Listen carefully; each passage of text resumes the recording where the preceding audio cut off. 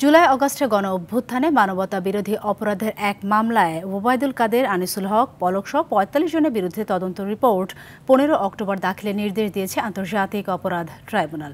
বিচারপতি গোলাম মর্তুজা মজুমদারের নেতৃত্বাধীন ট্রাইব্যুনাল ১ এ নির্দেশ দেন। মানবতা বিরোধী আর এক মামলায় সাবেক আইজিপি চৌধুরী আবদুল্লাহ আল মামুন ও সাবেক সেনা কর্মকর্তা জিয়াউল আহসান সহ ২৩ জনের বিরুদ্ধে তদন্ত রিপোর্ট জমা দেওয়ার তারিখ নির্ধারণ করা হয়েছে ৫ অক্টোবর।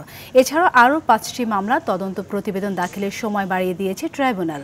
এর আগে সকালে মানবতা বিরোধী অপরাধের ৭ মামলায় সাবেক এমপি, মন্ত্রী ও পুলিশ কর্মকর্তা সহ একযোগে ৩৮ জন আসামিকে ট্রাইব্যুনালে হাজির করা হয়।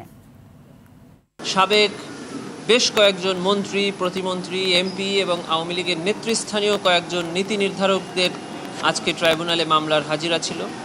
তাদেরকে ট্রাইব্যুনালে হাজির করা হয়েছিল। প্রসিকিউশনের পক্ষ থেকে তাদের মামলার তদন্ত প্রতিবেদন দাখিলের জন্য আমরা সময়ের প্রার্থনা করেছিলাম। ট্রাইব্যুনাল সময়ের আবেদন মঞ্জুর করে আগামী ১৫ অক্টোবর ২০২৫ তারিখ তদন্ত প্রতিবেদন দাখিলের দিন ধার্য করেছেন।